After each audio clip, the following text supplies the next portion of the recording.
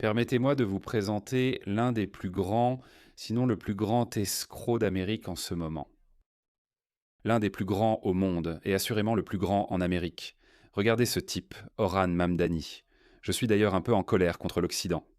Je veux dire, comment pouvez-vous vous faire avoir par ces types? Pas une fois, ni deux, mais plusieurs fois. L'islam essaie de faire tomber la civilisation occidentale depuis sa création, en gros. C'est pour ça qu'il y a eu les croisades. Peut-être parce que les gens ignorent leur histoire et ne sont pas éduqués à ce sujet, ils continuent de se faire avoir par ces personnes.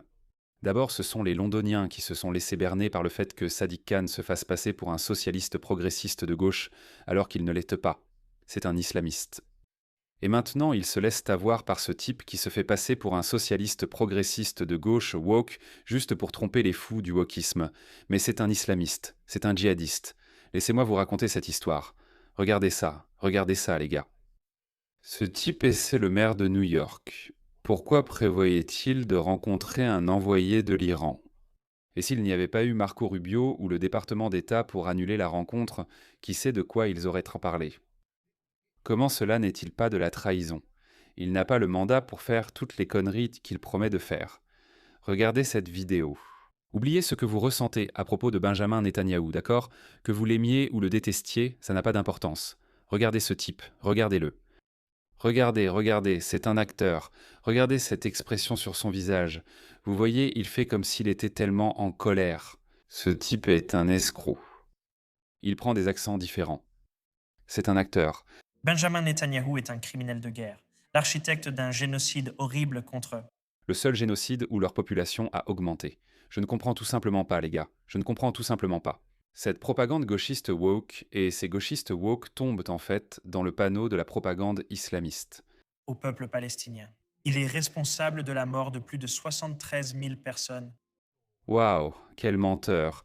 Même le Hamas lui-même a admis que 30 à 40 000 d'entre eux étaient des agents du Hamas.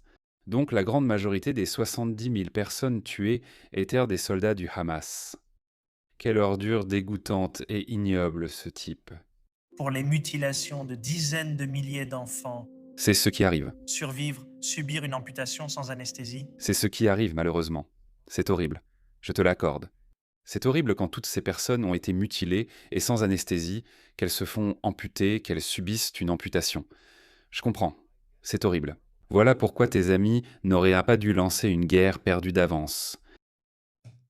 Pour le ciblage des hôpitaux néonatals et des centres de maternité, refusant même aux nouveau-nés la moindre chance de vivre. Pour les nombreuses personnes qu'il a affamées en empêchant la nourriture et l'aide humanitaire de leur parvenir. Même l'ONU a admis que c'était le Hamas qui retenait l'aide. Le meurtre par balle de centaines d'humanitaires et de journalistes. Et, mon Dieu, chaque mot est un mensonge. Même les journalistes, les soi-disant journalistes, nous avons des vidéos d'eux portant des gilets de presse et ils tiennent aussi des armes dans leurs mains. Donc ce sont des journalistes à temps partiel. Mon Dieu, de toute façon, oublie ce clown. Désolé, je ne vais pas interrompre. Je ne sais pas, je ne peux pas. Chaque mot qu'il dit est un mensonge. Je ne peux pas laisser passer ça. Le mois dernier, l'ONU a confirmé que des enfants palestiniens continuent d'être délibérément ciblés et tués par les forces armées israéliennes. Plus de 8 mois après le prétendu cessez-le-feu. La liste est encore longue. Pendant ce temps, nous, Américains, finançons les bombes meurtrières.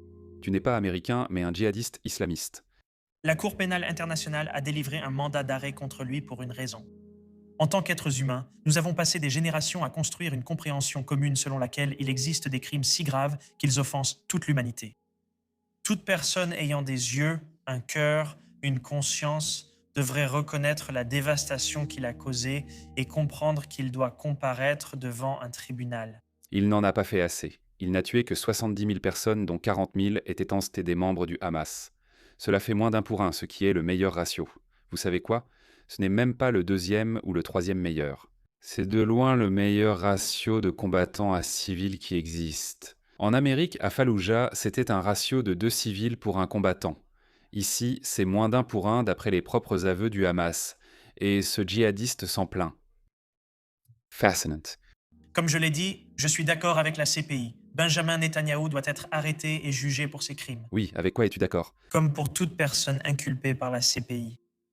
Mon administration a examiné toutes les options légales pour déterminer si New York pouvait exécuter le mandat d'arrêt de la Cour pénale internationale. Si Benjamin Netanyahou venait ici, il est clair que nous n'avons pas l'autorité légale indépendante pour exécuter ce mandat. Cependant, le gouvernement fédéral, lui, l'a.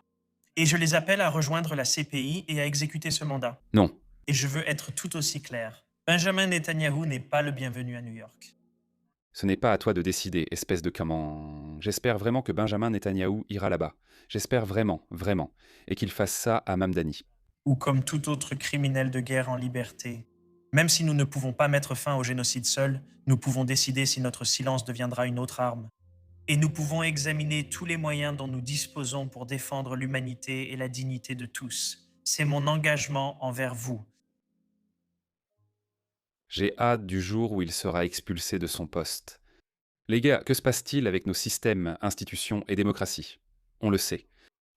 Nous savons qu'Ilhan Omar est une politicienne corrompue et malhonnête.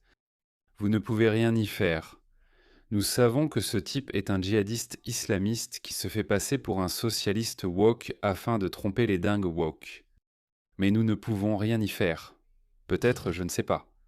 Peut-être que nous méritons de tomber si nos institutions démocratiques échouent à cette épreuve de résistance. Je pense que toutes nos démocraties occidentales subissent une épreuve de résistance. Pouvons-nous résister à ces traîtres? Pouvons-nous ou non? Laissez-moi partager cette courte vidéo. Laissez-moi en fait obtenir l'avis de cet expert. Mamdani peut-il arrêter Netanyahou à New York? En fait non, avant cela, regardez ceci. Netanyahou publie une réponse cinglante à l'appel de Mamdani à arrêter Netanyahou. Le maire socialiste Zohran Mamdani pousse à arrêter le dirigeant du plus proche allié des États-Unis au Moyen-Orient, le premier ministre israélien Benjamin Netanyahou, lorsqu'il viendra à l'Assemblée générale de l'ONU en septembre prochain. Je crois que le Premier ministre Netanyahou a sa place à La Haye. C'est un criminel de guerre qui a été inculpé par la Cour pénale internationale. Tout ce que la loi m'autorise à faire à New York, c'est ce que nous ferons, mais nous n'écrirons pas nos propres lois à cette fin.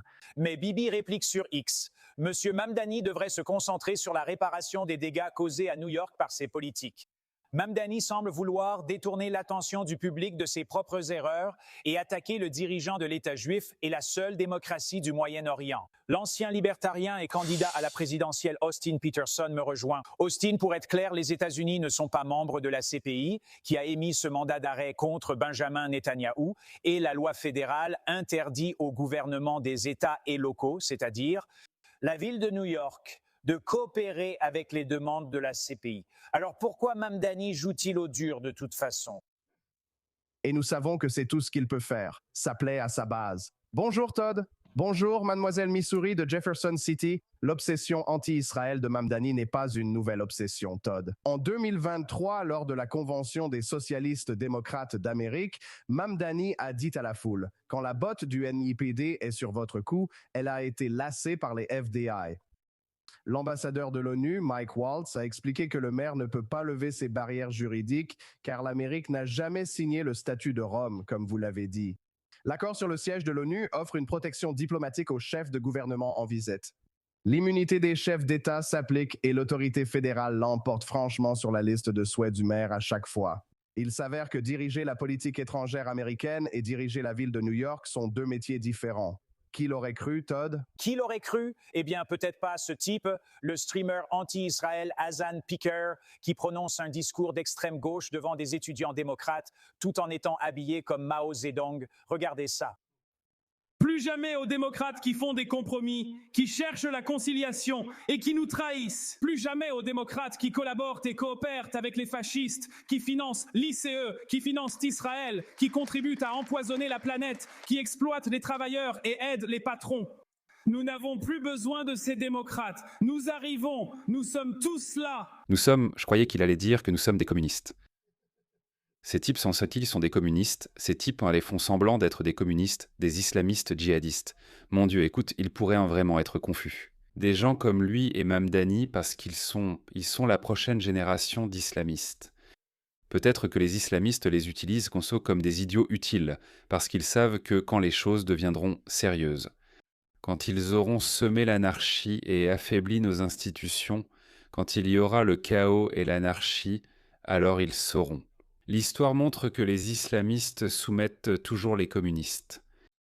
Vous êtes-vous déjà demandé pourquoi il n'y a jamais eu de révolution communiste dans le monde musulman? Vous vous êtes déjà demandé pourquoi? Il y avait un parti communiste au Bangladesh. Il y avait un parti communiste au Pakistan. Il y avait un parti communiste, enfin ce n'était pas vraiment un parti communiste, mais il y avait un mouvement communiste actif en Iran. Ils ont tous été éliminés parce que les islamistes gagnent toujours. Peu importe ce qu'ils ont dans le cœur, cela n'a pas d'importance. Ils font peut-être semblant d'être communistes juste pour utiliser les fous socialistes d'extrême gauche, ou alors ce sont peut-être des islamistes. Je ne sais pas. Franchement, ça n'a pas d'importance. Dans tous les cas, ils sont extrêmement dangereux pour nos démocraties occidentales.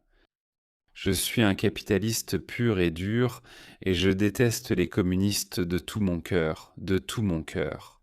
Non seulement à cause de leurs terribles politiques communistes, de leurs politiques économiques, mais aussi parce que leurs valeurs sociales sont horribles.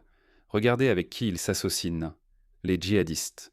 Ils deviennent toujours les plus grands humanitaires de la Terre quand il s'agit de défendre les droits de l'homme des barbares, des djihadistes qui veulent nous décapiter. Patron, on est sur bot, on est sur Unbound, et on deviendra impossible à ignorer. Alors il doit être déchu de sa nationalité et expulsé. Regardez cette idiote. Elle porte un haut sans manches et elle est en pamoison devant ce type. Oublie les démocrates, Austin. Ce passage ne devrait-il pas figurer dans chaque publicité républicaine d'ici les élections de mi-mandat pour montrer que ce marxiste et des gens comme lui, tu sais, ceux qui applaudissent dans le public, veulent prendre le contrôle de ta façon de vivre? Oui, les républicains adorent ça, Todd. Ils veulent en faire leur campagne. Ça me rappelle Dwight Schrute dans The Office quand il imitait Mussolini dans un discours. Le communisme a causé 100 millions de morts et tout ce qu'on a eu, c'est cette veste. Ce type se déguise en l'homme responsable de la pire famine de l'histoire, comme si c'était pour rire. Waouh! C'est un gars parti en Chine, affirmant ne ressentir aucun lien avec l'Amérique. Il est ensuite allé à Cuba lors d'un voyage dont le financement lui vaut d'être assigné à comparaître par le département du Trésor. Ce n'est pas un révolutionnaire. Ce type ne vient pas des rangs du prolétariat. C'est un Nepo Baby. Il s'est fait connaître grâce à Twitch et a obtenu une plus grande plateforme. Son oncle, Cenk Uygur, a signé tous les chèques. Le gars vit dans un quartier ouest à 2,7 millions de dollars. C'est drôle, non? Tous ces prétendus communistes, ces gens qui se disent du côté de la classe ouvrière, vivent dans un luxe total. Ils vivent dans leur penthouse, ils conduisent les plus belles voitures, ils portent les plus beaux vêtements, mais malgré tout, ils sont d'une certaine manière la voix de la classe ouvrière. Ils devraient être démasqués. Je n'ai pas vu un seul socialiste ou communiste qui ne soit pas un hypocrite. Pas un seul, chacun d'entre eux. Et pour une raison quelconque, ce sont toujours ceux de la classe moyenne supérieure qui semblent éprouver le plus de peine pour la classe ouvrière. C'est comme, bref, des perdants. Écoutez, j'en ai vraiment assez de ces gens-là. C'est le cas. Je n'ai plus aucune patience pour ça. Vraiment non. Je dis, allez, qu'ils viennent. Je pense que c'est le moment. Je pense que c'est le moment. De toute façon, je crois qu'on y arrive. Écoutez, ce n'est pas de notre faute. Ce sont eux les responsables. Ce type a appelé à verser le sang des propriétaires. C'est ce qu'il a dit. Il a dit « Répandez leur sang. Tuez-les dans les rues. » C'est donc ce qu'il a dit. Il a dit que l'Amérique méritait le 11 septembre. Leur loyauté va au mauvais camp, les gars. Villa à Hollywood. Elle vaut maintenant plus de 3,5 millions, je crois. Et il vit derrière un portail pour que les fans et les paparazzis ne puissent pas l'approcher. Pour se défendre, quand les gens ont dénoncé son hypocrisie, il a dit qu'il préférait être un socialiste riche qu'une personne fauchée défendant le capitalisme. Au moins, il est honnête. La révolution vit derrière une résidence sécurisée, Todd. C'est fou, l'hypocrisie qu'il démontre. Donc la grande question est, que font les démocrates à ce sujet? En voici au moins deux. Il y a des trucs dingues. Tu sais, quand on acclame l'intifada et la DSA, encore une fois, ils disent des choses comme, tu sais, la prise de contrôle des industries clés du gouvernement, c'est du communisme. Mais quel rapport avec le soutien au Hamas? Quel rapport avec le fait de présenter des candidats qui disent qu'on ne devrait pas avoir de police, pas de prison? On ne peut expulser personne, même s'ils commettent un viol ou un meurtre. Israël ne devrait pas exister. Ce sont des idées terribles. Austin, on est en retard, j'ai besoin d'une réponse rapide. Est-il déjà trop tard pour les démocrates? Le cancer a-t-il déjà envahi tout le corps? Oui, c'est le cas. En effet, Axios l'a aussi rapporté cette semaine, Todd. Les républicains fondent discrètement leur stratégie de mi-mandat dessus, appelant cela une élection de la haine. Ils évoquent la révolte des progressistes chez les démocrates, similaire au Tea Party. Cela prouve que le parti ne peut pas gouverner et explique pourquoi les jeunes ne se contentent pas d'imiter Richard Nixon, comme mentionné sur Fox and Friends First, mais souhaitent revenir à l'époque de Joseph McCarthy, se demandant même s'il avait été assez loin. Le problème avec cet article, c'est que les républicains disent « Eh, vous ne nous aimez peut-être pas, mais eux, ils sont pires. » Les républicains doivent trouver une meilleure stratégie que celle-ci d'ici novembre. Austin, on doit s'arrêter là. Merci, monsieur. J'espère vraiment. Je sais que la guerre en Iran n'est pas très populaire. Je sais que cela pourrait être préjudiciable pour Trump, mais j'espère vraiment que les démocrates continueront à dévoiler leurs ambitions communistes. Je l'espère vraiment. Les républicains pourraient ne pas avoir à les vaincre. Les démocrates vont se conduire eux-mêmes à la défaite. Je l'espère vraiment. Je déteste ces types communistes. Nous ne les détestons pas assez. Ils n'ont apporté que la mort, la destruction et la misère aux gens, aux mêmes personnes dont ils prétendent défendre les droits humains.